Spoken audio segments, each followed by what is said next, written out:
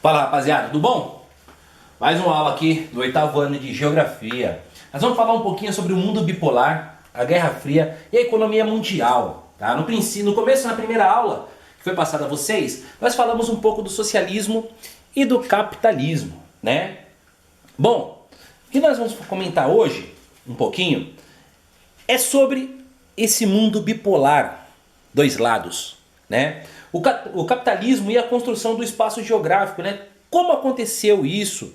Todo esse processo. Nós vamos falar também sobre um pouco sobre o socialismo também, né? E nós iremos falar um pouco sobre a economia mundial.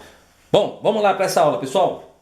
O espaço geográfico passou a ser modificado quando o homem começou a produzir, ou seja, extrair da natureza os elementos indispensáveis à manutenção da vida humana. Tudo que nós necessitamos, tá? Só que isso deveria ser com consciência para nós preservarmos a nossa natureza, né?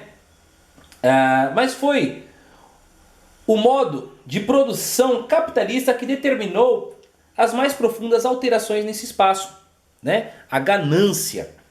Estabelecimentos bancários, cartões de crédito, talões de cheque, aplicativos financeiros, mercados de capitais, cotações de bolsas de valores, dólar, ouro, tudo aquilo que regenciava, tudo aquilo que faz brilhar os olhos da humanidade, né? Quem ainda não viu ou utilizou essas expressões tão associadas ao dinheiro, né? Isso é o sistema capitalista, né? Associado muito ao sistema financeiro do mundo, né? E nós vamos falar agora um pouquinho sobre o socialismo.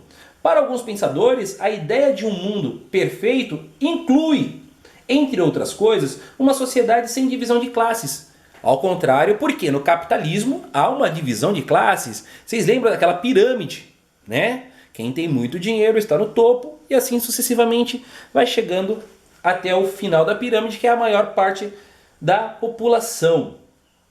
Né? Então a gente vai falar um pouco sobre essa exploração do homem, né?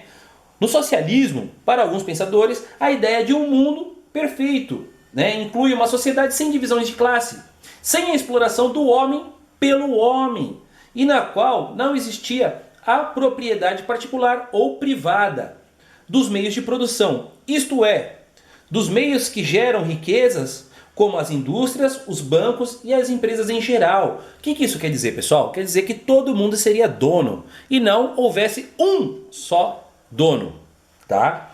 Agora que você já sabe como funciona o sistema capitalista, pode perceber que de maneira de pensar dos socialistas combate as principais estruturas sociais e econômicas do capitalismo, como a sociedade de classes, né? A propriedade privada e o lucro, que é o principal objetivo desse sistema. Então a gente vê que o sistema capitalista quer o lucro, obter mais renda financeira. O socialismo seria uma divisão igualitária, todo mundo ser tratado igualmente, tá? O mundo bipolar e a Guerra Fria transborda na Europa, ganha novos continentes, né? O mundo inteiro paralisa. Por que paralisa, pessoal? Está havendo uma ruptura, né, entre dois sistemas políticos, dois sistemas ideológicos, né? Isso é muito importante nós estudarmos, porque futuramente, o ano que vem vocês estarão no 9º ano, e isso daqui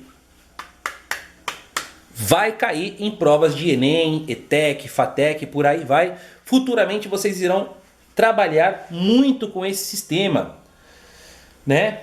A gente fala também um pouquinho sobre a economia do mundo, que é muito importante, né? A economia, o sistema capitalista, o sistema socialista, eram as duas economias que estavam regenciando o mundo na época, né? O mundo que hoje parece existir sob o signo da velocidade, né? O triunfo da técnica, né? A tecnologia hoje ela é onipresente, ela está ali fundamentada no ser humano, né? A gente precisa desse processo, né? Após o fim da Guerra Fria, né, o mundo ele se torna capitalista, né? Ah, professor, mas pô, tem países socialistas. Sim, tem países socialistas. Há países comunistas também, né? São muito próximos uns aos outros. mas é muito pequeno a nível mundial, né? Eles não regenciam tantas coisas. O mundo que hoje parece existir sob o signo da velocidade, o triunfo da técnica, a onipresença da competitividade, né? O deslumbramento da instantaneidade de transmissão. A gente entra num sistema de globalização também. Porque o capitalismo ele necessitava da globalização. Quanto mais pessoas fossem adeptas ao meu sistema, à minha ideologia, mais eu iria ganhar. Mais as minhas empresas iriam ser difundidas a nível mundial. Isso é muito importante, né? A economia do mundo começou a dar seus primeiros passos quando as empresas transnacionais cruzaram as fronteiras dos estados nacionais, deslocando seu capital para atender seus interesses econômicos, né? Sempre que um lugar apresentasse maiores vantagens, essas empresas iriam se instalar lá, né? Como nós já falamos de várias empresas em aula, né? Vocês vão se lembrar, por exemplo, nós mencionamos várias vezes a Coca-Cola, o McDonald's, são empresas transnacionais que ultrapassaram as suas fronteiras e aonde ela visse que dava para ganhar, né, ter uma economia mais planificada, mais duradoura, elas iriam instalar as suas empresas ali também, né? Então esse daqui é o sistema do mundo bipolar, a Guerra Fria e a economia mundial. Pessoal, espero que vocês tenham gostado. Até a próxima aula. Na próxima aula nós iremos falar da Guerra Fria também ao século XXI, né? A disputa pelo controle do mundo, novamente, uma nova ordem mundial que está inserida nesse mesmo processo. Um abraço, até a próxima aula.